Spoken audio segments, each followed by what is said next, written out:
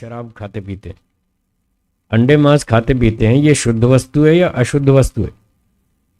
हाँ जी, अशुद्ध है। तो जो अंडे मांस खाते हैं, शराब पीते हैं, भांग पीते हैं, सुल्फा गांजा पीते हैं, जो नशीली वस्तुएं हैं, नुकसान करती हैं, अशुद्ध भोजन है, इसको शुद्ध मानना अविद्या है। आजकल तो फैशन है सब जगह, कोई पार्टी में बिना अंडे मांस के तो बात ही नहीं करते। अगर अंडे मांस नहीं होंगे तो कहेंगे ये क्या पार्टी हुई, ये तो घास चारे वाला भोजन है, ये कोई भोजन है? उसको घास चारा बोलते। शाकाहारी भोजन को तो घास चारा बोलते। अब सोचिए कितनी भयंकर अविद्या है, पूरी दुनिया में फैली हुई है। एक व्यक्ति ने कहा हम ये अंडे मांस मुर्गी मटन नहीं खाएंगे तो इतनी मुर्गी बकरे इतने बढ़ जाएंगे तो हमारे लिए जीने को जगह ही नहीं बचेगी, ये इतने बढ़ जाएंगे, इसलिए इनको कंट्रोल करने के लिए हम खाते हैं। मैंने कहा तुम झूठ बोलते हो, इनको कंट्रोल करने के लिए नहीं खाते, खाने के लिए बढ़ाते हो। सच तो ये है, खाने के लिए बढ़ाते हो। आज से 40 साल, बताओ 40 साल पहले कितने पोल्ट्री फार्म थे देश में? थोड़े से थे, गिने चुने। और अब कितने? ये पोल्ट्री फार्म क्या कर रहे हैं? ये सब खाने के लिए पैदा कर रहे हैं। तो ये तो झूठ है कि साहब इतने बढ़ जाएंगे तो हम क्या करेंगे। तो ये तर्क ठीक नहीं है, गलत है। एक तो सीधा सीधा झूठ है, ये बढ़ नहीं रहे, बढ़ाए जा रहे हैं, खाने के लिए बढ़ाए जा रहे हैं। और अगर यही तर्क है कि ये जो बढ़ रहे हैं उसको खाओ, तो मनुष्य भी बढ़ रहे हैं, उनको भी खाओ। मनुष्य बढ़ गए या नहीं बढ़ गए? दुगने हो गए। पिछले 30-40 साल में तो दुगने हो गए। पहले 3-4 अरब बताते थे, अब 7-8 अरब बता रहे हैं। 7-8 अरब मनुष्य हो गए, दुगने हो गए। तो अब ये इतने बढ़ गए तो इनको भी खाएंगे क्या? इसलिए ये कोई तर्क नहीं। और तीसरी बात, ईश्वर ने अंडे मांस खाने को मना भी कर रखा है। ईश्वर ने मना कर रखा है अंडे मांस मत खाओ, दाल रोटी सब्जी खाओ, खीर पूरी हलवा मिठाई खाओ, शाकाहारी भोजन खाओ, उसकी छूट है। अंडे मांस मत खाओ। तो ईश्वर का कानून तोड़ेंगे, उसका भी दंड मिलेगा। इसलिए अंडे मांस किसी भी तरह से नहीं खा सकते, नहीं खाने चाहिए। तो जो खाता है वो अविद्या में है और उसको दंड मिलेगा।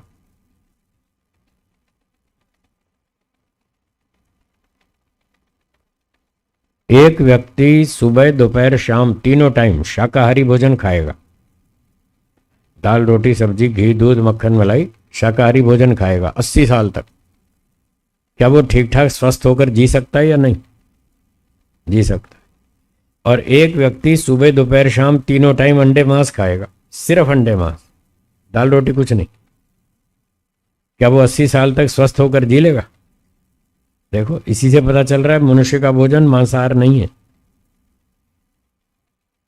शेर भेड़िया तो सिर्फ मांस खाता है, जब तक जीता है तब तक सिर्फ मांस अंडे ही खाता है और वो ठीक ठाक जीता है। इसका मतलब उसका भोजन है मांस। और मनुष्य अंडे मांस खा के ठीक ठाक नहीं जी सकता, थोड़े ही दिन में रोगी हो जाएगा। मनुष्य की पाचन प्रणाली अंडे मांस के लिए नहीं है, वो शाकाहारी भोजन को पचाने के लिए। इसलिए प्राकृतिक रूप से भी अगर विचार करें तो अंडे मांस मनुष्य का भोजन नहीं है। दाल रोटी सब्जी वो हमारा भोजन है, वो हम खा सकते हैं। एक दिन एक व्यक्ति ने तर्क उठाया, जी ये आप कहते हैं अंडे मांस खाएंगे, प्राणियों को मारेंगे, उसमें आत्मा होती है। आप वृक्षों को खाते हैं, उसमें भी तो आत्मा होती है। मैंने कहा होती है। तो आत्मा होती है तो बोले जब आप हम अंडे मांस खाते हैं, आप वृक्षों के फल खाते हैं, एक ही बात है, दोनों में आत्मा होती है, तो बराबर हुआ ना फिर। तो मैंने उससे कहा कि इस बात का निर्णय तर्क से नहीं हो सकता। तर्क से तो मैंने आपको बता दिया कि आप अंडे मांस खा के 80 साल तक ठीक ठाक नहीं जी सकते। और जो ये बात रही आपके तर्क की कि प्राणियों में भी आत्मा होती है, वृक्षों में भी आत्मा होती है, तो जब दोनों में आत्मा है तो आप कुछ भी खाओ, हम कुछ भी खाएं, एक ही बात है, बराबर है। मैंने कहा बराबर नहीं है। इस बात का निर्णय तर्क से नहीं होगा, प्रमाण से होगा कि उनमें आत्मा है तो उनको खाएं या ना खाएं, इसका निर्णय प्रमाण से होगा। सारी बातों का निर्णय तर्क से नहीं होता। कुछ बातों का निर्णय तर्क से हो जाता है और कुछ बातों का निर्णय प्रमाण से होता है। और यदि तर्क और प्रमाण में टक्कर हो जाए तो तर्क कमजोर होता है। ऐसा न्याय शास्त्र का, न्याय दर्शन का विधान है, उसका ये सिद्धांत है कि यदि तर्क और प्रमाण में टकराव हो जाए तो तर्क कमजोर होता है। तर्क की बात नहीं मानेंगे, प्रमाण की मानेंगे, वो बलवान होता है। तो पहले तो मैंने ये बताया कि सारी बातों का निर्णय तर्क से नहीं होता, प्रमाण से होता है। तर्क तो उसमें सहयोगी होता है।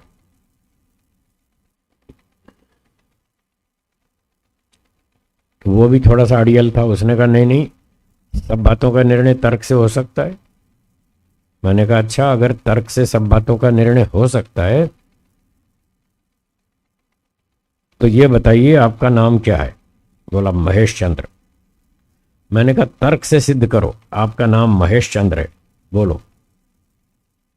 प्रफुल्ल जी तर्क से सिद्ध कर देंगे आपका नाम प्रफुल्ल चंद्र है, आप तर्क से सिद्ध कर देंगे?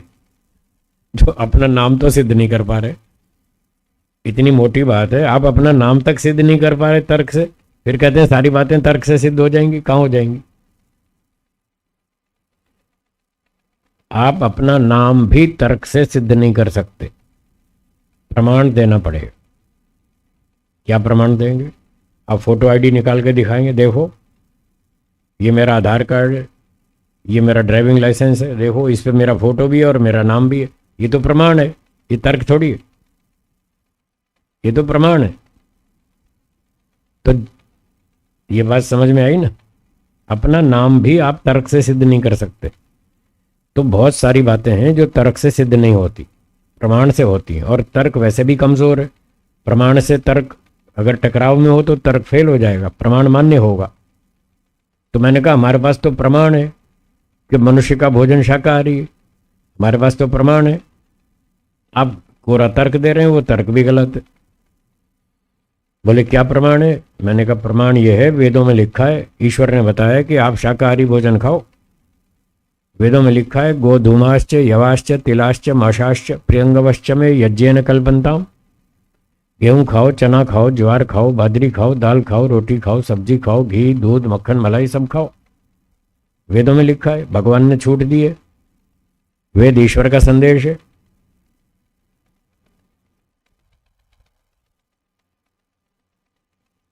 और वेद में तो अंडे मांस खाने को मना लिखा है। मां अंडा वेद का मंत्र है, जिसमें लिखा है मां अंडा, अंडे नहीं खाना। मांसम नाशनीयात, मांस नहीं खाना, वेद में मना कर रखा है। तो इसलिए अंडे मांस नहीं खाना वो प्रमाण से विरुद्ध है। आत्मा हो तो हो, उसमें हम क्या करें? जब कानून हमको छूट दे रहा है गेहूं चना खाओ, तो वृक्षों में आत्मा हो तो हो, वो हमारी जिम्मेदारी थोड़ी है। कानून जिस बात की छूट देता है उस काम के करने में अपराध नहीं है, हाँ या ना? कानून जिस काम को करने की छूट देता है, आपको कानून छूट देता है गार्डन में सैर करो, तो क्या गार्डन में सैर करना अपराध है? नहीं है। ट्रेन में जा सकते हैं टिकट लेकर, बिना टिकट नहीं टिकट लेकर ट्रेन में यात्रा करो, कोई अपराध नहीं। हाँ, बिना टिकट यात्रा करेंगे तो अपराध है। कैसे पता चला? कानून से। कानून कहता है टिकट लेकर यात्रा करो, बिना टिकट यात्रा करना गलत। तो जो कानून कहता है वो करो, उसमें छूट है, उसमें कोई आपत्ति नहीं है। ईश्वर ने कानून में हमको छूट दी है, गेहूं चना खाओ, गाय का दूध पियो। सम सिंचामी गवाम क्षीरम, अथर्ववेद का मंत्र है। इसमें लिखा है, ईश्वर कहता है मैं आपको गाय का दूध दे रहा हूं, गाय का दूध पियो। बल को बढ़ाता है, बुद्धि को बढ़ाता है, स्वास्थ्य को बढ़ाता है, इम्यूनिटी पावर बढ़ाता है आपकी। घी, दूध, मक्खन, मलाई गाय का खाओ, आपकी बुद्धि बढ़ेगी, बुद्धि सूक्ष्म बनेगी, स्वस्थ रहेंगे, कोलेस्ट्रॉल कम होगा, फैट नहीं बढ़ेगा, बीमारी कम आएगी, हार्ट की समस्या नहीं आएगी। और ज़्यादा फैट वाला भैंस का दूध पियोगे तो उसमें ये सब समस्या आएगी। तो इस प्रकार से वेदों में ईश्वर ने छूट दे रखी है, इसलिए शाकाहारी भोजन खाना ठीक है, वो प्रमाण से सिद्ध है। फिर मैंने एक दृष्टांत दिया, आपको दृष्टांत सुनाता हूं, उससे भी आपको ये बात समझने में सहायता मिलेगी कि हमें कौन सा भोजन खाना चाहिए। एक इंजीनियर ने कार बनाई पेट्रोल इंजन की। कई तरह की कारें आती है ना, कोई पेट्रोल इंजन की होती है, कोई डीजल इंजन की होती है, कोई सीएनजी से चलती है, कोई एलपीजी से भी चलती है, कई तरह के फ्यूल हैं उसके। तो एक इंजीनियर ने पेट्रोल इंजन की कार बनाई और उसके साथ एक मैनुअल दे दिया, बाजार में कार बेच दी। उस मैनुअल में लिख दिया कि ये पेट्रोल इंजन की कार है, इसमें डीजल मत डालना, और आप डीजल डालेंगे तो कार बिगड़ेगी या नहीं बिगड़ेगी। तो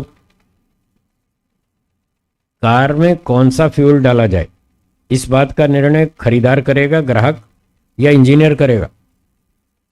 इंजीनियर करेगा ना, वो बताएगा मैंने कैसी कार बनाई है, कौन सा इसमें इंजन डाला है, आपको कौन सा फ्यूल डालना है, वो इंजीनियर बताएगा।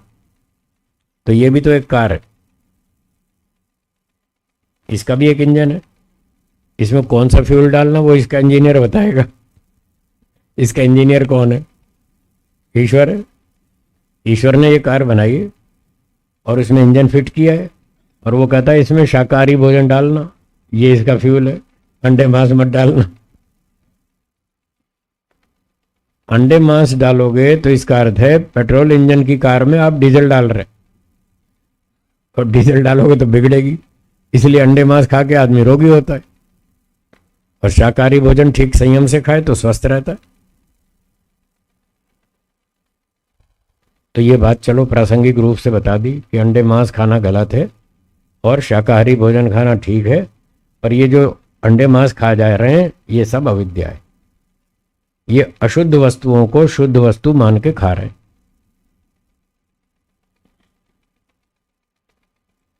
हाँ जी, थोड़ा जोर से बोलिए।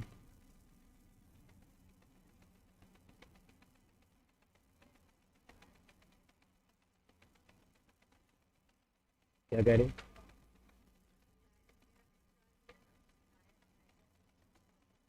नहीं, नहीं सुनाई दे रहा, मुझे नहीं सुनाई दे रहा। बहन जी आप बताइए वो क्या कह रही?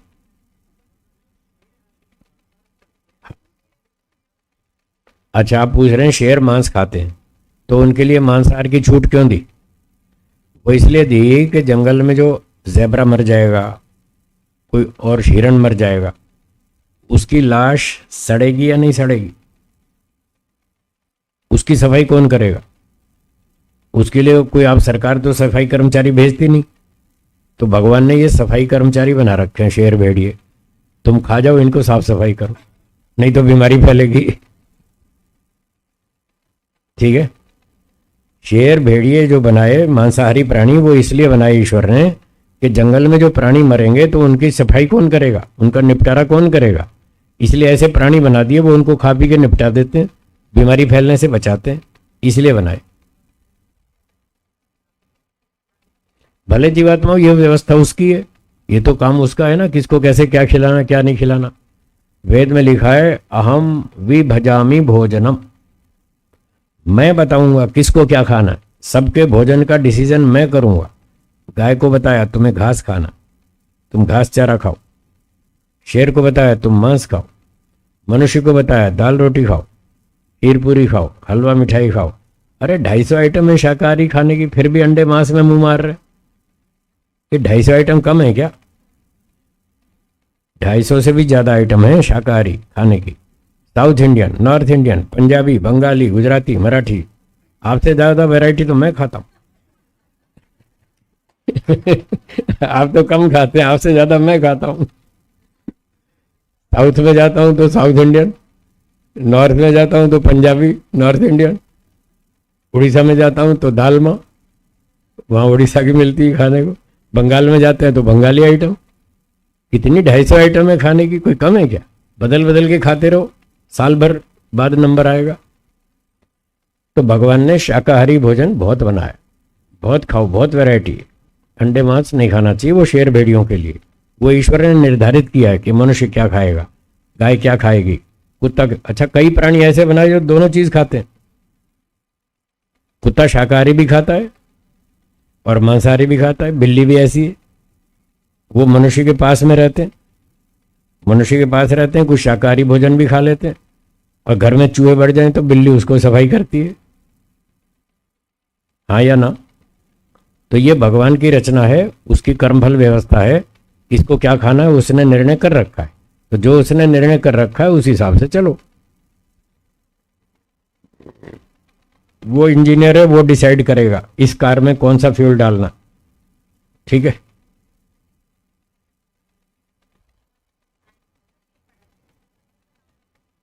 ह्यूमन इज ए, वो साइंस वाले जानते ही नहीं। वो ना तो ईश्वर को मानते, न वेद को जानते, न ईश्वर का कानून जानते। वो तो वहां वो पढ़ाते हैं, वो गलत पढ़ाते।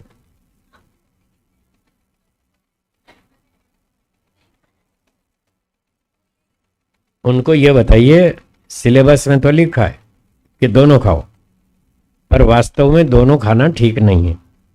उनको दोनों बात सिखानी पड़ेंगी, ये सही है ये गलत।